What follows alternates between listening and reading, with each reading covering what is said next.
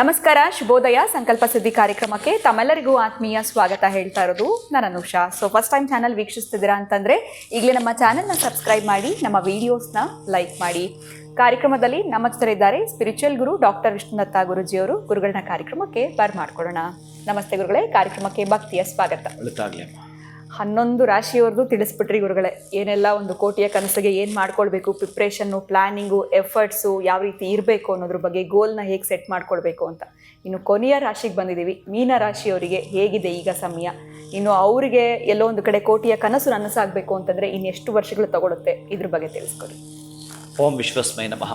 ಪ್ರೀತಿಯ ಬಂಧುಗಳೇ, ನಿಮ್ಮ ಜನ್ಮ ನಕ್ಷತ್ರವೇ ಇದಾಗಿತ್ತು ಅಂತಂದರೆ, ನಿಮ್ಮ ಜನ್ಮ ರಾಶಿಯೇ ಇದಾಗಿತ್ತು ಅಂತಂದರೆ, ಈಗಾಗಲೇ 3ನೇ ಮನೆ ಗುರು. 3ನೇ ಮನೆಯಲ್ಲಿ ಗುರು ಇದ್ದಾಗ ನಿಮ್ಮ ಸ್ವಂತ ಅಣ್ಣ ಅವರಿಂದಲೇ ಅಂಥವರಿಂದಲೇ ಸ್ವಂತ ಅಣ್ಣ ತಮ್ಮಂದರಿಂದಲೇ ಬಹಳಷ್ಟು ಕಿರಿಕಿರಿನ ಅನುಭವಿಸಿರ್ತೀರಿ, ಬರೆದಿಟ್ಕೊಳ್ಳಿ. ಅಷ್ಟೇ ಯಾಕೆ, ಅಪ್ಪ ಅಮ್ಮನ ಜೊತೆಗೂ ಜಗಳ ಇರುತ್ತೆ, ಬರೆದಿಟ್ಕೊಳ್ಳಿ. ಇದು ಕೂಡ ಈ ರಾಶಿ ರಾನ ಇದ್ದರೆ ನೀವು ಮೆಸೇಜ್ ಹಾಕಿ ಹೌದು ಅಂತೇಳಿ ಅಥವಾ ಇಲ್ಲ ಅಂತೇಳಿ ಹಾಕಿ. ಮೆಸೇಜ್ ನಡೆದಿರಲೇಬೇಕು. ಅಪ್ಪ ಅಮ್ಮನ ಜೊತೆ ದೊಡ್ಡ ಮಟ್ಟದ ಯುದ್ಧ, ಇನ್ನು ಸಹೋದರ ಜೊತೆ ಹೇಳತೀರೋದು, ಈಗೆಲ್ಲ ಕೂಡ ಇರತಕ್ಕಂತಹ ನೋವನ್ನು ಅನುಭವಿಸಿದ್ದೀರಿ. ನಿಮಗೆ 7.5 ಮೊದಲೇ ಇದೆ. ಆದರೆ ಇಲ್ಲಿ ಏನು ಅಂತಂದರೆ 3ನೇ ಮನೆಯ ಗುರು ತೃತೀಯ ಗುರು ಹಾಗೆ ಮಾಡ್ತಾನೆ. ಮತ್ತು 4ಕ್ಕೆ ಹೋಗ್ತಾನೆ. ಈ ವರ್ಷವೂ ಗುರುಬಲ ಇಲ್ಲ, ನೆಕ್ಸ್ಟ್ ಇಯರು ನಿಮಗೆ ಗುರುಬಲ ಇಲ್ಲ. ಅದರಲ್ಲಿ 7.5 ಯಾರಾದರೂ ಹೇಳಿ ಮೀನರಾಶಿಯವರ ಕತೆ ಬೇಡ ಅಂತೇನಾದರೂ ಮಾತಾಡಿದ್ರೆ, ಯಾವುದೇ ರಾಶಿಯವರು ಮಾತಾಡಿದ್ರು ನೀವು ಭಯಪಡಬೇಕಾಗಿಲ್ಲ. ಯಾವಾಗಲೂ ಅಷ್ಟೇ ಈ ಬೆಂಕಿ ಚಿನ್ನವನ್ನು ಪರೀಕ್ಷಿಸಿದ ಹಾಗೆ ಈ ಬೆಂಕಿ ಈಗ ನಮಗೆ ಈ ಚಿನ್ನ ಒಳ್ಳೆಯದೋ ಕೆಟ್ಟದ್ದು ಅಥವಾ ಅಸಲಿನ ನಕಲಿನ ಗೊತ್ತಾಗಬೇಕಾದ್ರೆ ಬೆಂಕಿಗಿಡ್ತದೆ ಅಲ್ವಾ? ಅಥವಾ ಆ ಬಿಸ್ಕೆಟನ್ನು ಒಂದು ಡಿಸೈನ್ ಮಾಡಬೇಕು ಅಂತಂದರೆ, ಆಭರಣವಾಗಿ ಮಾಡಬೇಕಾದರೂ ಕೂಡ ನೀವು ಬಿಸ್ಕೆಟ್ನ ವಾವ್ ಅನ್ನಲ್ಲ, ಅದೇ ಅದನ್ನು ಆಭರಣ ಹ್ಯಾಂಟಿಕ್ ಪೀಸ್ ಮಾಡಿದಾಗ ವಾವ್ ಎಷ್ಟು ಚೆನ್ನಾಗಿದೆ ಅಂತೀರಿ.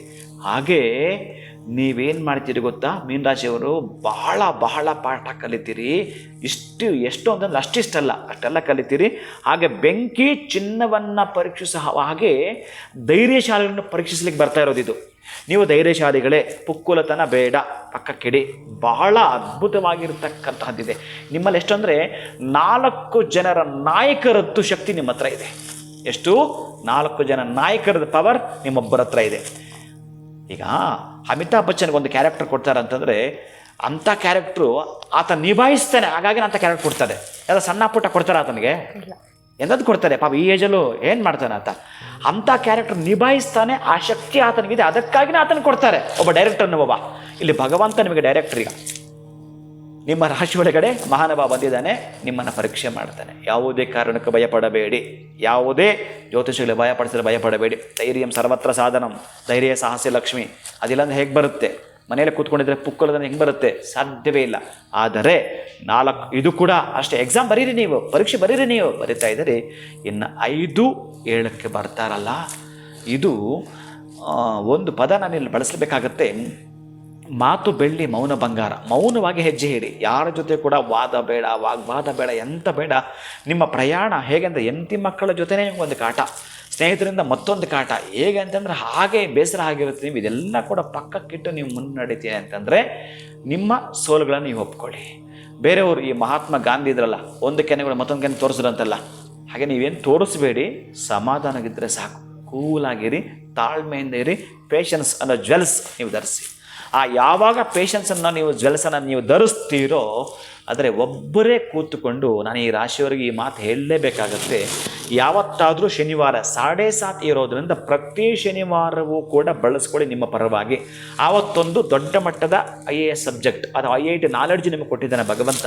ಅದನ್ನು ನೀವು ಬಳಸ್ಕೊಂಡು ಒಂದು ಎಕ್ಸಾಮ್ ಬರಿತೇನೆ ಅಂತಂದರೆ, ಪ್ರಾತಃ ಕಾಲಕ್ಕೆ ಆ ಶನೈಶ್ಚರನಿಗೆ ಆಗ್ತಕ್ಕಂಥ ಅಭ್ಯಂಜನ ಸ್ನಾನವನ್ನು ಕಣ್ಣಿಟ್ಟು ಗಮನಿಸಿ ನೋಡಿ. ನಿಮ್ಮ ವ್ಯಥೆಗಳೆಲ್ಲ, ನಿಮ್ಮ ಬಾಧೆಗಳಲ್ಲಿ ಹೇಳ್ಕೊಳ್ತಾ ಗೊತ್ತಿಲ್ಲದೆ ನಿಮಗೇನೋ ನೀರು ಬಂತು ಅಂತಂದರೆ ಹೋಯ್ತು, ನಿಮ್ಮದು ಪೂರ್ತಿಯಾಗಿ ಹೋಯ್ತು. ನೆಗೆಟಿವ್ ದೂರ ಸರಿದಾಗೇನೆ. ಅಥವಾ ಕತ್ತಲು ಕೋಣೆಯಲ್ಲಿ ಒಬ್ಬರಾಗಿ, ಬಹುಶಃ ನಾನು ಯಾವುದೇ ಎಪಿಸೋಡಲ್ಲಿ ಹೇಳಿದ್ದೀನಿ, 10 ಬಿಟ್ಟರು ಕೂಡ ನಿಮ್ಮಿಂದ ಬಹುಶಃ ದುಃಖ ದುಮ್ಮಾನ ಹೋದ ಹಾಗೇನೆ. ಕಪ್ಪು ಕಂಬಳಿಯನ್ನು ಯಾಕೆ 7:30 ಬೇರೆ ಇದೆ ಅದಕ್ಕೆ ಹೇಳ್ತಾ ಇದ್ದೀನಿ. ಕಪ್ಪು ಕಂಬಳಿಯನ್ನು ಈ ಬಸ್ ಸ್ಟ್ಯಾಂಡಲ್ಲಿ ಮಲಗಿರ್ತಾರಲ್ಲ ನಿರ್ಗತಿಕರು, ಪಾಪ ತುಂಬ ಕಷ್ಟದಲ್ಲಿರ್ತಾರಲ್ಲ, ಈ ಭಿಕ್ಷುಕರು ಇರ್ತಾರಲ್ಲ, ನಾನು ಆ ಪದ ಬಳಸೋಕ್ಕೂ ನನಗೆ ಬೇಸರ, ಅವನು ಯಾವ ಪರಿಸ್ಥಿತಿಯಲ್ಲಿ ತಂತ ಗೊತ್ತಿಲ್ಲ, ಅಂತಹ ಮಹಾನುಭಾವನಿಗೆ ಈ ಒಂದು ಬ್ಲಾಂಕೆಟನ್ನು ಒದಿಸ್ಬರ್ತಕ್ಕಂತಹದ್ದು. ಯಾರು ಒದಿಸಿದ್ರೆ ಗೊತ್ತಿಲ್ಲ ಅವನಿಗೆ. ನೀವು ಒಂದು 5 ಗಂಟೆಗೆ ಅಥವಾ 4:15 ರಾತ್ರಿಗೆ ಹೋಗಿ, ಆದರೆ ಆ ಒಂದು ಕಪ್ಪು ಕಂಬಳಿಯನ್ನು ತಂದು ನೀವು ಇಟ್ಕೋಬೇಕು ಮನೆಯಲ್ಲಿ. ಎಷ್ಟು ದಿನ ಇಟ್ಕೋಬೇಕು? ಶನಿ ಸಂಖ್ಯೆನೇ 8 ದಿನಗಳ ಕಾಲ ನಿಮ್ಮ ಮನೆ ಇಟ್ಕೋಬೇಕು. ಆ 8 ದಿನಗಳ ಆದಮೇಲೆ ನೀವು 9ನೇ ದಿನವೋ 10ನೇ ದಿನವೋ ನೀವು ಫ್ರೀ ಮಾಡ್ಕೊಂಡು ಹೋಗಿ ಕರೆಕ್ಟಾಗಿ ಆತನಿಗೆ ಬೆಳಗಿನ ಜಾವ ಮಲಗಿರ್ತಾನೆ, ಚಳಿಗೆ ಮೊದಲೇ ಚಳಿಗಾಲ ಇದು, ಆತನಿಗೆ ಒದಿಸ್ಬಿಟ್ಟು ಬಂದುಬಿಡಿ. ಒದಿಸ್ಬಿಟ್ಟು ಬರಬೇಕಾದ್ರೆ ಅಲ್ಲಿ ಒದಿಸಿದ್ದೀರಿ, ನೀವು ಸ್ಲಿಪ್ಪರ್ ಹಾಕ್ಕೊಂಡು ಹೋಗಿದ್ದೀರಿ, ಅಲ್ಲೇ ಬಿಟ್ಬಿಟ್ಟು ಬಂದುಬಿಡಿ. ಯಾರು ಹಾಕ್ಕೊಳ್ತಾರೋ ಗೊತ್ತಿಲ್ಲ. ಇವೆರಡೂ ಗಮನಿಸಬೇಡಿ. ನೀವು ಇದನ್ನು ಮಾಡುತ್ತಾ ಬನ್ನಿ, ನಾನು ಇರ್ತೀನಿ ನಿಮ್ಮ ಜೊತೆಗೆ. ಯಾವುದೇ ಕಾರಣಕ್ಕೂ ಒಂದು ಬ್ಯಾಡ್ ನಡೆಯಲಿಕ್ಕೂ ಸಾಧ್ಯವಿಲ್ಲ. ನಿಮ್ಮ ಪರವಾಗಿ ನಾನು ಸದಾ ಪ್ರೇಯರ್ ಮಾಡ್ತಿರ್ತೀನಿ. ಯಾಕೆಂದರೆ ಯಾರು ಇನ್ನೇನೋ ಹೇಳಿ ನಿಮ್ಮನ್ನು ಭಯಪಡಿಸಿ ಇಕ್ಕಟ್ಟೆ ಸಿಕ್ಕಾಕ್ಸೋ ಬದಲಿಗೆ ಅದು ಸಾಧ್ಯವಿಲ್ಲ. ಅದರ ಪ್ರತಿ ಶನಿವಾರ ತಪ್ಪು ಮಾಡಬೇಡಿ. ಏನು ನಿಮ್ಗಿರ್ತಕ್ಕಂಥ ಏನು ದುಶ್ಚಟಗಳಿರ್ತಾವಲ್ಲ, ಧೂಮಪಾನವೋ ಮದ್ಯಪಾನವೋ, ಸಾಧ್ಯ ಆದಷ್ಟು ಆ ದಿನ ತಡೆಯಿರಿ, ಸಾಧ್ಯ ಆದಷ್ಟು ಆ ದಿನ ಮುಟ್ಟಬೇಡಿ. ಖುಷಿಯಿಂದ ಹೇರಿ, ಸಂತೋಷ ಒಂದು ಕ್ಷೇತ್ರಕ್ಕೆ ಹೋಗಿ ಬನ್ನಿ. ಆದರೆ ಬೆಳವಣಿಗೆಗಳ ಮಹಾಪೂರ ಹರಿದು ಬರುತ್ತೆ.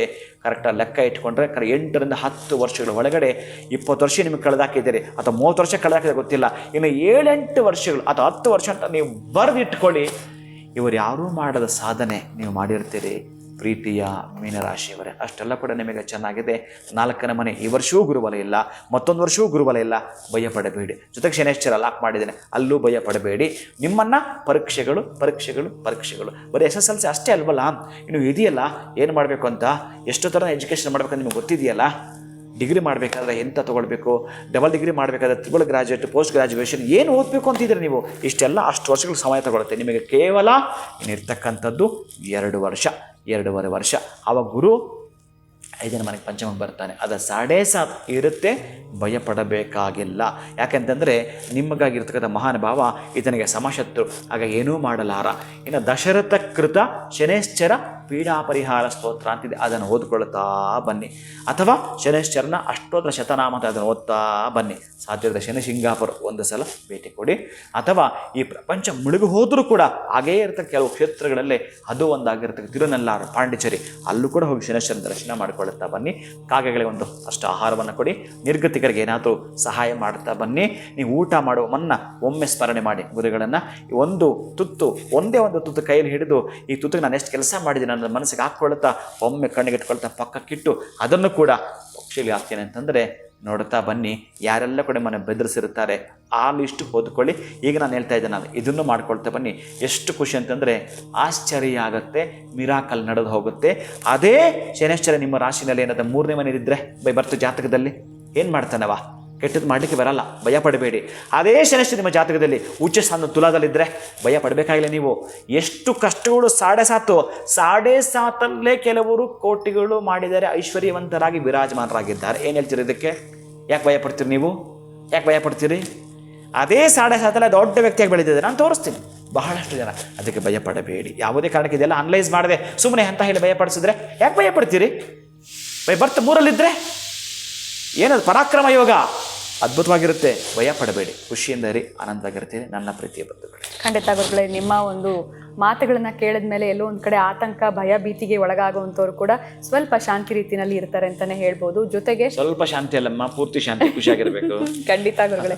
ಸೊ ಮೀನ ರಾಶಿಯವರಿಗೆ ಹೇಗಿದೆ ಒಟ್ಟಾರೆ ಅಂತ ತಿಳಿಸಿದ್ರಿ. ಶನಿಯ ಪ್ರಭಾವದಿಂದ ಅವರಿಗೆ ಸಾಕಷ್ಟು ಜನ ಈಗ ಆಲ್ರೆಡಿ ಕುಗ್ಸ್ಬಿಟ್ಟಿರ್ತಾರೆ, ನಿನಗೆ ಬರೋವಂಥ ಫ್ಯೂಚರ್ ಚೆನ್ನಾಗಿರೋದಿಲ್ಲ ಅಂತ. ಬಟ್ ನಿಮ್ಮ ಮಾತುಗಳನ್ನ ಕೇಳಿದ ಮೇಲೆ, ಜೊತೆಗೆ ಜಾತಕವನ್ನು ನಾವು ಅನಲೈಸ್ ಮಾಡಿದಾಗ ಎಲ್ಲೆಲ್ಲಿದೆ ಶನಿಯ ಪ್ರಭಾವ ಅದನ್ನು ನೋಡಿಕೊಂಡಾಗ ಅವರ ಒಂದು ಫ್ಯೂಚರ್ನ ಪ್ಲಾನ್ ಮಾಡ್ಕೊಳ್ಬೋದು ಅಂತ ತಿಳಿಸ್ಕೊಟ್ಟಿದ್ದೀರಾ. ಧನ್ಯವಾದಗಳು ತಮಗೆ. ನಮಸ್ಕಾರ. ಹರೇ ಶ್ರೀನಿವಾಸ. ಇನ್ನು ವೀಕ್ಷಕರೇ, ಇವತ್ತಿನ ವಿಡಿಯೋನ ಮುಗಿಸುವಂತಹ ಸಮಯ ಆಗಿದೆ. ಮುಂದಿನ ವಿಡಿಯೋನಲ್ಲಿ ಭೇಟಿ ಮಾಡ್ತೀನಿ. ನಮಸ್ಕಾರ.